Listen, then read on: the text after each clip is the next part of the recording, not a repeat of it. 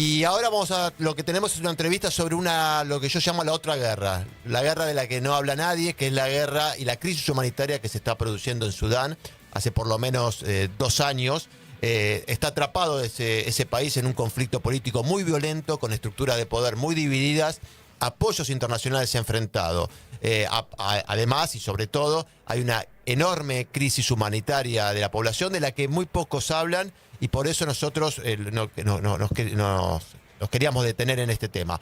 Por eso ahora ayer hicimos una entrevista que está grabada con Olga Serrano Moore, que es portavoz global de ACNUR, que nos va a contar un poquito qué es lo que pasó y qué es lo que está pasando en Sudán.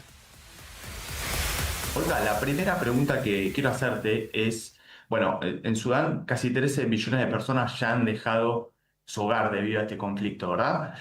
¿Cuáles son las consecuencias más concretas, más palpables del conflicto en un país que ya venía muy complicado por la situación de pobreza y otras carencias, digamos, a nivel humanitario? ¿Qué es lo más concreto que ustedes ven hoy como consecuencia del conflicto? El conflicto en Sudán ya dura más de 2 años, ¿no?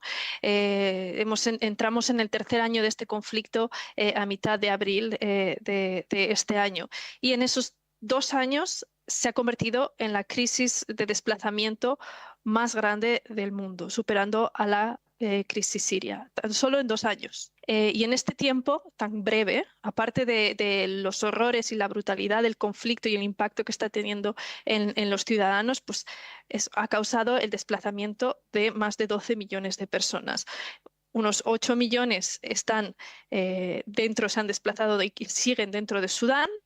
Muchas de estas personas han tenido que moverse varias veces buscando seguridad según las líneas de conflicto iban cambiando, pero hay 4 millones de personas que se han visto forzados a dejar el país, a cruzar la frontera y buscar seguridad en países vecinos como Egipto, Chad, Sudán del Sur, incluso países que son muy complejos en términos de derechos humanos y de acceso a ayuda humanitaria, como por ejemplo Libia. Porque encima Sudán había sido receptor de refugiados de otros países de la región que ya estaban en conflicto, digamos. Ahora Sudán está expulsando a esos que había refugiado y a los propios, obviamente. Ujú. Sudán era un país receptor de cientos de miles de refugiados de la región, principalmente de Sudán del Sur, y en este momento, 2 años después del comienzo de la guerra, todavía acoge a 800.000 refugiados. Y Claro, esos 800.000 refugiados están de nuevo sufriendo los horrores claro. de un conflicto, de la guerra, y sufrir pues, por su vida, ¿no? Algunos de estos refugiados, por ejemplo, de Sudán del Sur, se han visto obligados a volver a Sudán del Sur, pero no porque la situación en Sudán del Sur haya mejorado, sino pues porque tenían que huir Claro, del conflicto y de los ataques dentro de Sudán. claro. Y entonces, esa es un poco la dinámica que estamos viendo y los horrores a los que se están enfrentando la población civil, que más de 2 años después sigue sufriendo ataques en algunas zonas de Sudán a diario, como por ejemplo en Darfur o en la región de Kordofán. Y continuamos a ver personas que salen de Sudán buscando seguridad en los países vecinos cada día.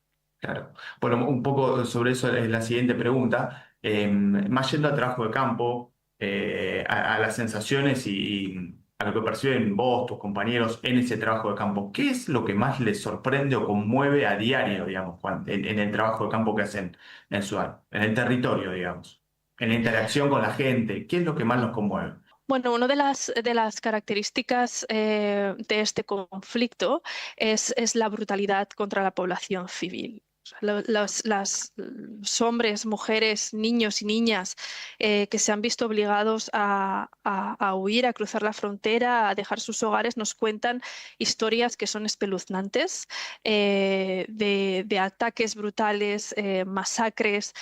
Muchos de ellos han visto con sus propios ojos cómo vecinos, amigos o familia directa han sido ejecutados, como decía, delante de sus propios ojos. Los niveles de violencia sexual, sobre todo contra mujeres y niñas, son increíbles. Los testimonios de los refugiados en países, sobre todo como Chad, donde llegan las personas que están huyendo del conflicto que continúa hoy en zonas de Darfur, de la región de Darfur, nos dicen que viven en miedo constante. En un miedo constante porque, aunque ya han dejado atrás ese temor, muchos de ellos siguen en zonas de frontera porque por diversos motivos, y podemos hablar más adelante, no hemos podido ofrecer la protección mínima de desplazar a esas personas que se encuentran en la frontera de Sudán a otros campos de refugiados más en el interior de Chad, donde hay más servicios y pueden encontrarse con mayor seguridad. No solamente por esa cercanía al conflicto, sino simplemente por ese trauma, por esas pesadillas que son recurrentes y que les hacen revivir esos momentos de terror que llevan viviendo constantemente, algunos de ellos 2 años, porque en tan solo un par de meses, en abril, después de un ataque brutal a uno de los campos de desplazados en Darfur, Samsam, más de 80.000 personas han salido de Sudán para buscar refugio en Chad, ¿no? O sea que hay miles de personas que han vivido 2 años dentro de la guerra y que ya ahora no les ha quedado otra oportunidad más que dejar el país. Claro. Y los países limítrofes, digamos, los países receptores de las personas que está expulsando Sudán, que se están yendo de Sudán, ¿ustedes están monitoreando cómo puede ir afectando eso la situación social y hasta humanitaria de esos países que quizás no están en conflicto, pero que al recibir tantos refugiados pueden entrar a sufrir determinadas carencias o a sufrir, digamos, la parte humanitaria? Ujú. La generosidad de los países vecinos de Sudán desde el comienzo del conflicto ha sido única. Por ejemplo, muchos de ellos, por ejemplo, países como Chad o Sudán del Sur, son países en los que la propia población también tiene altas necesidades humanitarias. No son países ricos o que tienen los suficientes servicios como para incluso cubrir sus necesidades. Y aún así, de forma ejemplar han mantenido esas fronteras abiertas, han ofrecido lo poco que muchas de esas familias y comunidades de frontera tenían para acoger a los refugiados, personas que están llegando en condiciones horribles, de desnutrición, pues como decía, de mucho temor.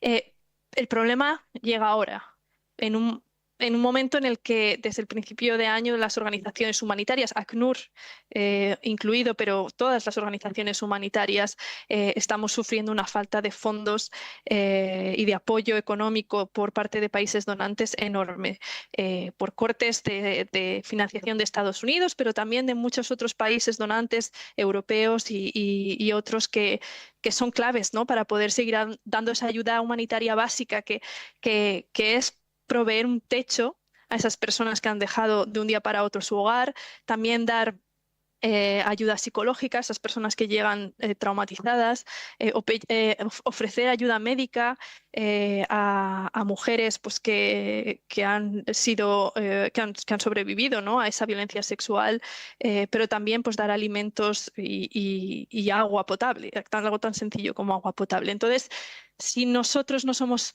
como ayuda humanitaria, actores humanitarios, no somos capaces de aportar ese apoyo a los refugiados que llegan, y también a las comunidades que los acogen, porque como decíamos, pues son comunidades empobrecidas en muchos casos, esas comunidades no tienen que ofrecer, o sea, no pueden llevar todo este peso ellos solos, Claro, ¿no? por sí Y solas ahí no es pueden, por exacto. sí solas.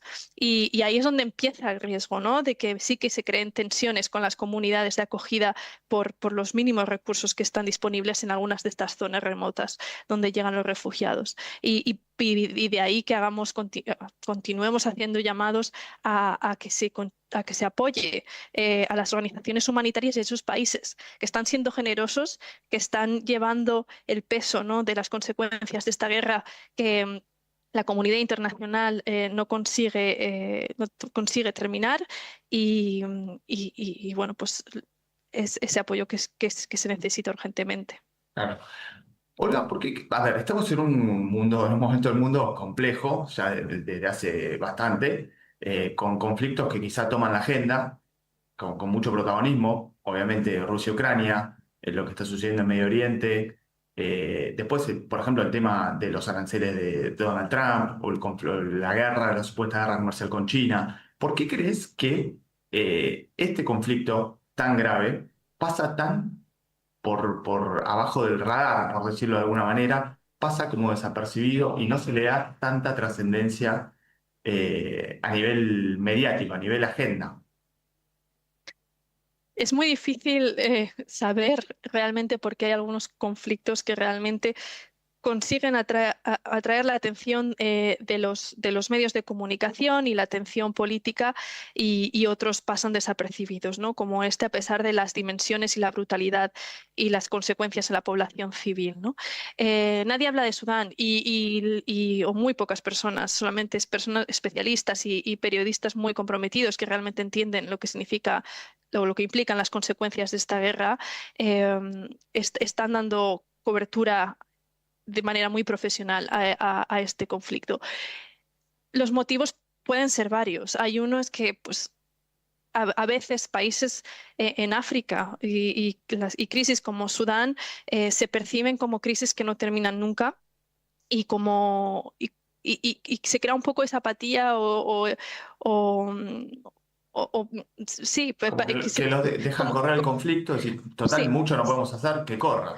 Sí, se genera una apatía como diciendo, bueno, de todas maneras, ¿qué solución tiene? No siempre están en Claro. guerra, algo que no es así. Pero también creo que la lejanía, ¿no? Esa percepción de lejanía de que, bueno, lo que sucede en Sudán no me afecta a mí. Y ahora lo estamos observando, ¿no? Pues cada vez hay un mayor número de sudaneses que están llegando a través del mar hacia Europa. Son cifras que se han aumentado desde el principio del año. Son crisis al final que, por ejemplo, en el caso de Europa, están rodeando el continente europeo y que pueden llevar a desestabilizar una región, y no solamente Sudán, sino toda la región, y las consecuencias se pueden sentir más allá. Y las consecuencias de esa falta de interés o de importancia que se le da a este tipo de conflicto, al final las consecuencias las sufren los sudaneses, las personas, los civiles que están impactados por esta guerra en la cual se han visto atrapados, ¿no? Y las consecuencias vienen de distintas formas, pero una de ellas pues es eso, si no hay atención mediática, si no hay atención política, si no se hacen suficientes esfuerzos, la guerra continúa, las personas siguen muriendo sin que nadie Claro, hay lo sepa. muy poca No hay, presión para las partes para tratar de encontrar una solución al conflicto y acabar con la guerra.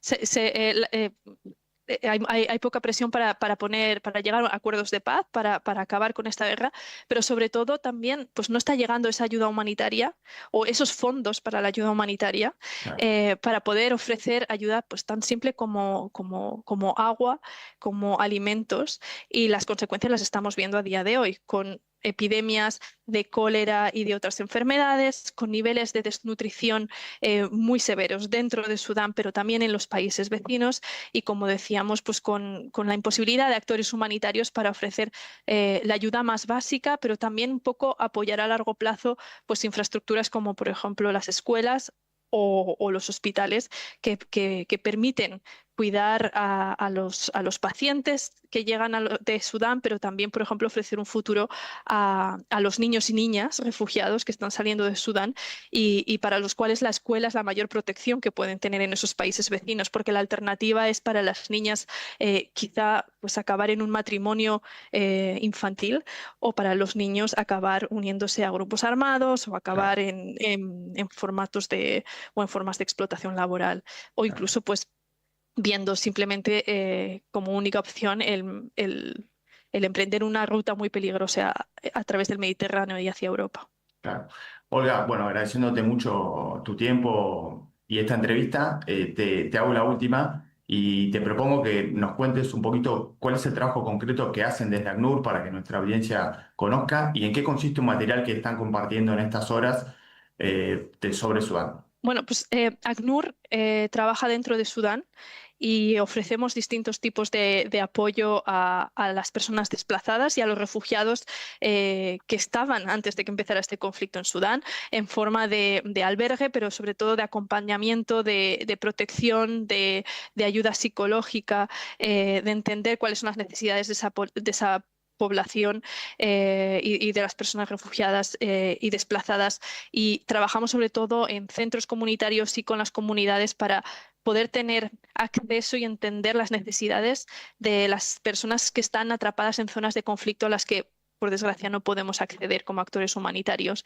Y en los países vecinos trabajamos muy de cerca con los países de acogida, con los gobiernos, para asegurarnos que podemos entregar cosas tan básicas como agua, medicinas, asistencia médica, expandir el número de aulas para que los niños puedan ir a la escuela, ofrecer de nuevo ese apoyo y ese acompañamiento psicológico y psicosocial para que las personas los refugiados que han salido de Sudán y que han sido testigos de una violencia inimaginable, pues que puedan continuar y seguir adelante. Un poco ese es el acompañamiento que damos. Nuestros equipos en terreno obviamente están desbordados. No se llega a hacer todo lo que es necesario, pero ese día a día, ese contacto, esa presencia, para muchos de los refugiados nos cuentan es un alivio y es el sentirse, bueno, que alguien está allí, que me acompaña y que está prestando atención a la realidad que estoy viviendo. Bueno, Olga, muchísimas gracias por esta entrevista con El Mundo en Marcha. Un saludo.